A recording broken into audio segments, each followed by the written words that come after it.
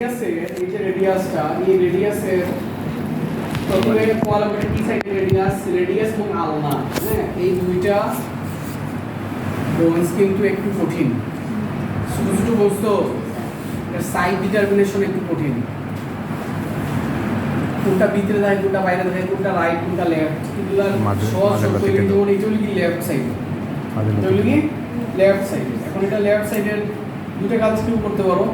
তাহলে ছোটখানি সাইডে দিয়ে এল লিখে রাখি দিতে তাহলে বাইবার মধ্যে পাওয়া সহজ।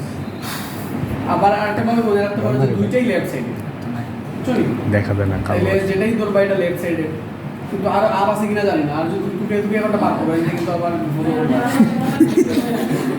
এই বিষয়টা হলো তোমার এটা লিখে রাখি দিও, মার্কার দিলে নিচে করে লিখতে পারবে। তাহলে এইগুলো এর আগের পেছনে আমি লিখে দিছিলাম, কিন্তু মিটি গেছি তো সব। তাহলে এটা হচ্ছে তোমার আসলে left sided radius. Left sided radius কি কারণে? প্রথমে লেখো যে দ্য আপার এন্ড, প্রথমে লেখো যে আপার এন্ড ইজ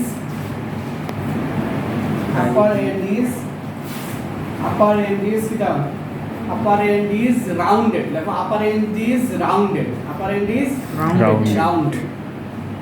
তাহলে আপার এন্ডটা হলো তোমার রাউন্ডেড, এক নম্বর। দুই নম্বরে লেখো যে দা এন্টেরিয়র সারফেস,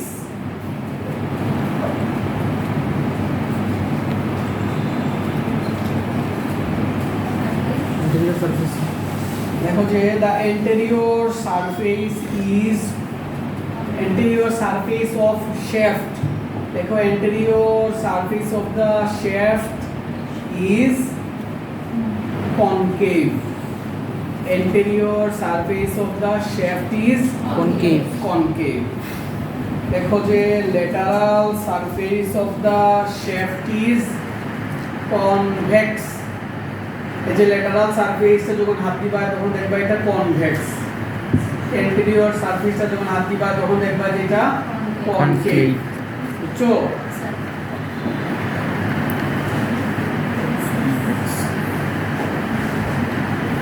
দেখো যে in the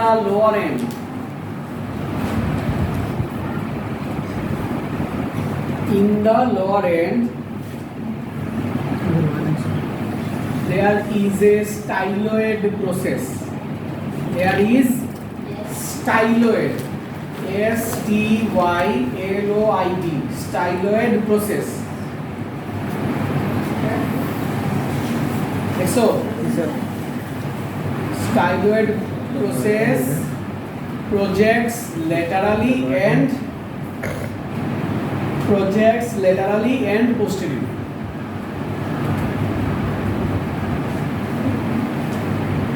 শুধু ল্যাটারালি লিখবো, পোস্টেরিয়রলি লিখবো, আমি শুধু ল্যাটারালি লিখবো। তাইলে আমরা বললাম যে এই যে কোনটা স্টাইলয়েড প্রসেস, এইটা হলো স্টাইলয়েড প্রসেস। কোনটা? এই যে একটা কোণা, এই কোণাটা হলো তোমার স্টাইলয়েড প্রসেস। বুঝতে পারছো?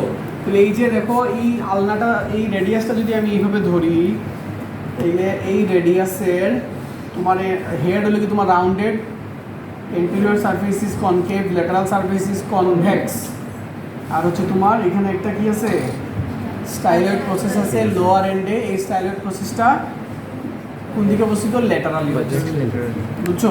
আবার ঠিক কীভাবে আলনা যখন আমরা ফর্মো, আলনাতেও কিন্তু একটা ইয়ে আছে, স্টাইলয়েড প্রসেস আছে। কোনো তার লাগি আলনা এবং রেডিয়াস দুইটা কিন্তু একটু কঠিন, ভালো করে দেখতে যাওয়া লাগবে। যদি স্যারে কই যে রেডিয়াস তুলো, তাহলে কিন্তু খুব সুন্দর করে গুছিয়ে খাওয়া লাগবে, বুঝছো নি? তাহলে এই গেল তোমার রেডিয়াসের কিছু জিনিস জানা লাগবে। এটা হচ্ছে এই যে আপার এন্ড, যেটা আপার এন্ডে তোমার একটা এই যে হেড, এই হেডের নিচে একটা নচ থাকে, এই নচটাকে বলা হয় রেডিয়াল নচ।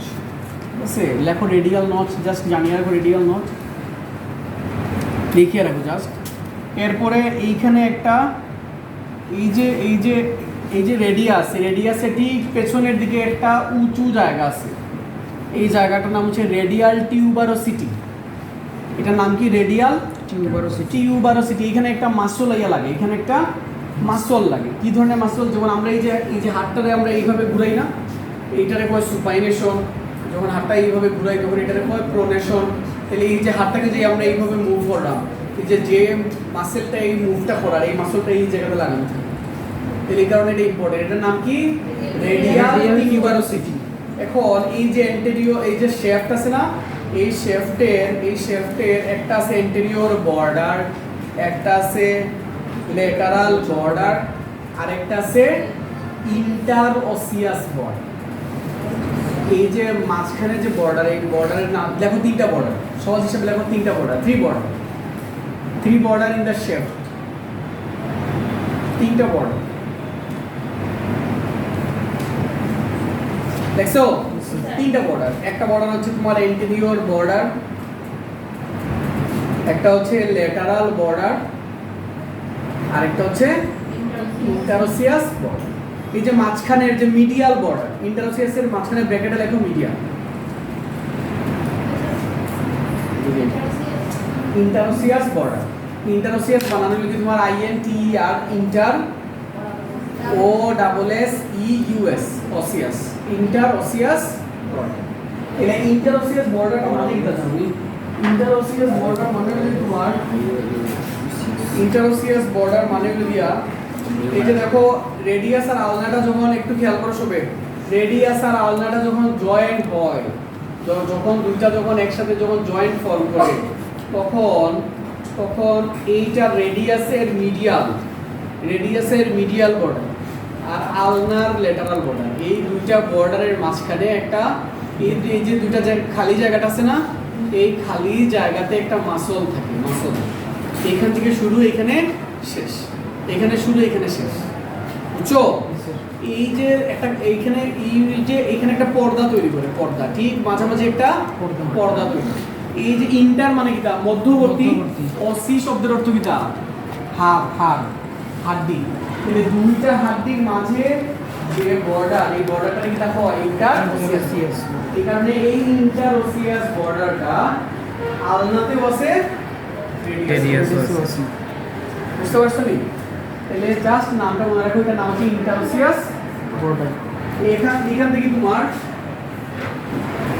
তোমার জাস্ট এতটুকু ধরতে পারো, জাস্ট বর্ডারটা যখন কইবা তখন ধরতে পারো যে ইন্টারওসিয়াস বর্ডার তাহলে আলনাতে আসেনি, আসেনি আলনাতে আছে, আলনা এবং রেডিয়াস দুইটা মিলিয়ে একটা মাসেল তৈরি করে। হ্যাঁ, যখন আমরা এই যে হাত আছে না, হাত এবং পায়ের সবথেকে বড় মানে ভালো দিক যেটা অ্যাক্সিডেন্ট করলে একটা ভালো দিক আছে, ভালো দিকটা হলো কি তোমার হাত এবং পায়ের মাঝে কম্পার্টমেন্ট আছে, আলাদা আলাদা কম্পার্টমেন্ট। যেমন এটা একটা রুম, মনে করো এই রুমের ভেতরে যদি একটা টেপ যদি মনে করো সারা থাকে, তাহলে পানিটা এই রুমের ভেতরে প্রথমে জমবো, এটা কি সাইডের রুমে যাইতো না, তাইলে সাইডে কী কারণে যাইতো না? কারণ এখানে একটা দেয়াল আছে, ঠিক একইভাবে হাত এবং পায়ে এই যে পাওয়ার যে গুসির মাংস আছে না, এই গুসির মাংসর লগিয়ে একটা পোস্টেরিয়র একটা কম্পার্টমেন্ট, একটা ঘর, আবার সামনে আরেকটা ঘর আছে, হাতের মাঝেও সামনে একটা ঘর আছে, পিছনে আরেকটা ঘর আছে।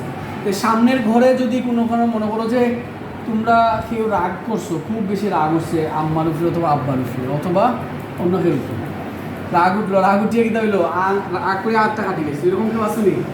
রাগ উঠলে হাত কাটো, আগের স্বভাব আছে কি দেখে হাত কাটার কোনো স্বভাব আছে? শিওর আছে। এখন যারা আছে একজন তো শিওর বুঝবো, একজন বা দুজন, এরা এখন হাত লুকাইব লাগে আর দেখা কেমন আজ এটা থাকতেই পারে সবার, যে তোমার রাগের পরিস্থিতি একরকম তা নয়, থাকতেই পারে, খুবই স্বাভাবিক। থাকা মানে যে খারাপ এটাও নয়, অনেকের ক্ষেত্রে বাচ্চা অবস্থায় মনে করো যখন পিউবার্টির এজ থাকে অনেকের জেদ খুব বেশি থাকে, আস্তে আস্তে এটা ঠিক হয়ে যায়, এটা আবার খারাপ কিছু সরবর কিছু। তাইলে এই যে হাতে মনে করো হাতে যদি কোনো আঘাত লাগে, এই দিকে যদি আঘাত লাগে, যদি ব্লিডিং হয়, তাহলে শুধুমাত্র এই জায়গার মধ্যে এটা আটকাইতে হবে, এটা ফিসের দিকে যাইতে হবে, এটা ভালো দিক না? তখন অপারেশন করলে শুধুমাত্র এই জায়গাটা খাটিয়া ব্লাডটা বার করিয়ে আবার সেলাই করে দিলে হয়ে যায়, ফিসের দিকে আর সেটা করা লাগে। এই কারণে হাত এবং পায়ে কম্পার্টমেন্ট আলাদা আলাদা ঘর তৈরি করা আছে মাসেলে। এই ঘরটা তৈরি করে ইন্টারওসিয়াস বর্ডার, এইদিকে একটা ঘর, এদিকে একটা, সামনে একটা ঘর, বুঝতে পারছো? এতটুকু যদি জানতে পারো, মোটামুটি তিনটা বোনস, কয়টা করলাম আমরা? তিনটা বোনস। মোটামুটি এই তিনটা বোনস করলে যদি তোমার কতজন আছে? 50 জন আছে নাকি? 48 জনের মাঝে মনে করো যে 35 জন, 30 থেকে 35 জনকে সার্ভে বাজে তুমি একটা বোনস বাঁচিয়ে নেবে, বুঝছো? সেক্ষেত্রে তোমরা কমনলি ফিমার হিউমেরাস রেডিয়াস অথবা হিপ বোন এই 3-4টা বোনসের মধ্যে একটা বোন ছিল। একটু ধরো খুব আর ব্যথা যদি করতেছে 10-15 জনের একটা কপাল খারাপ তারপর বলবা যে ওটা দিল, তখন মনে করো যে একটু কষ্ট হইল। ওটার লাগি আদার জিনিসগুলো একটু সুবিধাটা ইম্পর্টেন্ট। চলো আরেকটা বিষয় হলে তোমার যদি তোমারে হয় যে তুমি এটা বলছিল তাহলে তো ভালো, এই দুই-তিনটা বলছিল যেটা তুমি ভালো পারো এটা তুললায়। আর যদি হয় যে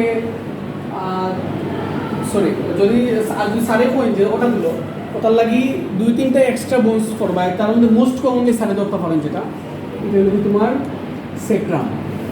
সেক্রামটা ফরাই তোমরা সাড়ে ধরতে পারেন, সেক্রামটা তুলো সেক্রাম। আরেকটা বলতে পারেন যে টিবিয়া তুলো টিবিয়া, বুঝছো? আর আরেকটা বলতে পারেন যে তোমার আরেকটা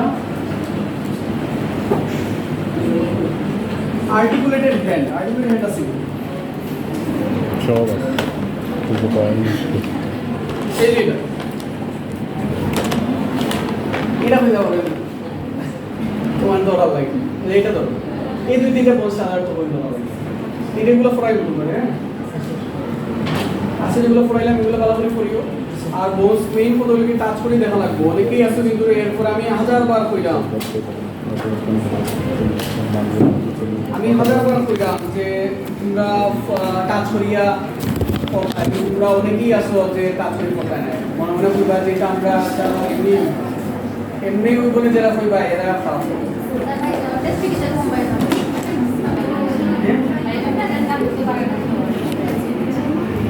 প্রেজেন্ট আমরা যদি 5 মার্কস করে দেওয়া হয় তো সমস্যা। অ্যাকচুয়ালি ওরা কইলাম একটা মেয়ে ফেল করছে, 3টা মেয়ে ফেল করছে, একজন ফেল করছে রিটেল, সো 2জনে ফেল করেছে রিটেল আর একজনে ফেল করছে। এটা সেই মাথা তো এরপরে ফারাটা হয়েছে